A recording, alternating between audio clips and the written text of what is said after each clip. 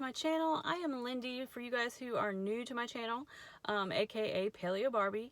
And today's video is going to be a day of eating. I'm going to show you what I ate, but also I want to talk to you a little bit about some tips for losing weight with hypothyroid, because if you have hypothyroid or Hashimoto's or any other kind of hypothyroidism, I don't have Hashimoto's.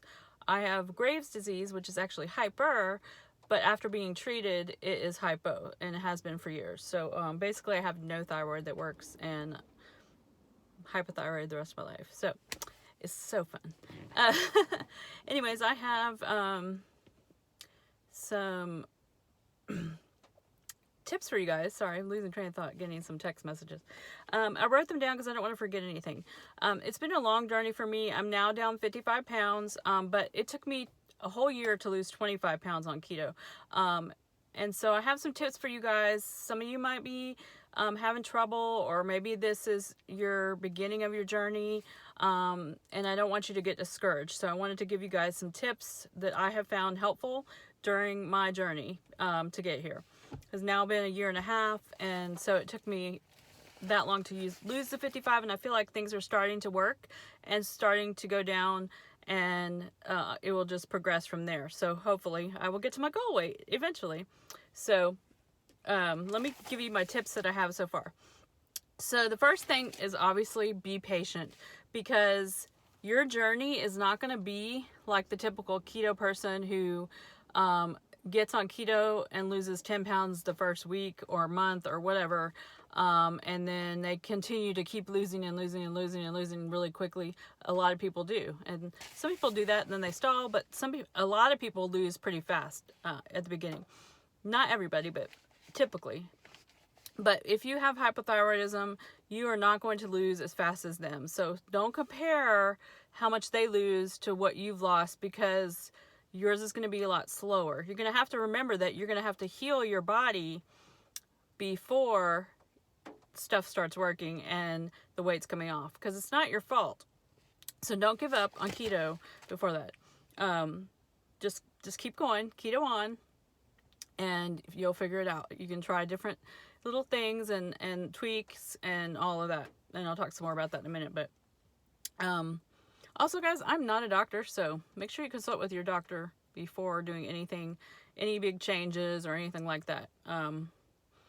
Because I'm not a doctor and I don't play one on TV. I'm just sharing with you, with my experience, what has worked for me. So yeah, don't compare your journey to other people's journeys. It's not going to be the same. Number 2, make sure you find the right health professional for you. When I first, years ago, when I first was diagnosed with a Graves' disease and had my treatment that I wish I hadn't had, I went to endocrinologist, and endocrinologist is just fine for some people, but it was not the right fit for me. I ended up with a nurse practitioner eventually, because that was the best fit for me and my needs. And I find personally that health practitioners listen to you better and tend to think outside the box. My particular nurse practitioner is keto and is totally approving of keto and paleo and low carb lifestyles. So that is really nice. But she also has a great outlook and trying to find the right thing to fix you. Because not that we're broken, but you know what I mean. With your thyroid, it sometimes takes a while to get the right dose and the right medicine for the right person that's going to make your metabolism right, that's going to make you feel better. I still get headaches, so she's still trying to figure out that, because my headaches went totally away with keto for a while, but now I'm starting to get, or not totally away, but they were everyday headaches, and now they're maybe once or twice a week headaches. So she's trying to tweak some things for me to help me out with that. So anyways, find one that fits your needs. Sometimes it's not an endocrinologist. Sometimes it is. Depends on the endocrinologist, because they tend to think old school, only what they're taught in medical school. So be thinking about that. The other thing is make sure you have the proper blood work. I'm going to put down a link down below to Dr. Barry's video that has some tips on that. But also I will try to remember to put in the comments the tests that I personally have done when I get checked. And not just my thyroid, all my other hormones too. So I personally take bioidentical hormones and 3 different doses of thyroid meds. Then one of them is really the same pill, it just doesn't come in the right dose. So and then she has recently added a couple months ago Cytomel, which is just a T3 medication, because she said I wasn't converting T3 to T4 very well. So you may be having that problem too. So you can always ask your doctor about that, because that has made a world of difference. I really feel like it's helped speed up my weight loss by adding that to the mix. So I'll get all your blood work done, the proper tests done. I'm sorry to say, a lot of endocrinologists do not do all the same tests. They just do the basic tests, and they only look at what they're taught in the medical books. So it's another reason I like to go to a nurse practitioner. Another thing that I did, let me see, was add the Cytomel. I said that. Supplements I take. So these are some supplements that I take. So I take vitamin D3, I take magnesium, and I take potassium. Selenium, because selenium is really good for your thyroid. If you're not taking selenium, you can also eat Brazil nuts. They have selenium in them. And then I do the iodine drops in my coffee every day, 2 drops of that. I also not always, but I drink bone broth quite frequently. I make bone broth about every other week. And I also, if I don't have bone broth, I drink my keto collagen, because if I'm not getting my collagen from my bone broth, then I'm going to get it from that. So I like the Perfect Keto chocolate. It's really good. But anyways, you don't have to get that one. I just like it. Also, stop worrying about eating too much protein. There's so many people in the keto world that are like, if you eat too much protein, you're going to not lose weight, because it's going to, metabolize in your body. Your body's going to blah, blah, blah, and there's all this stuff, right?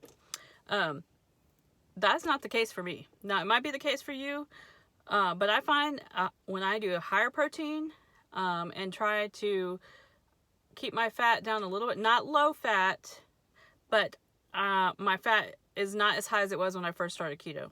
And right now I'm not even counting, you guys. I'm just eating my macros right now. I'm just eating a lot of protein and good fats and some vegetables, and yeah, not worrying about it. And it's working. And like, the other day I had a steak and 3 fried eggs for breakfast. So, having protein, I think, is actually good.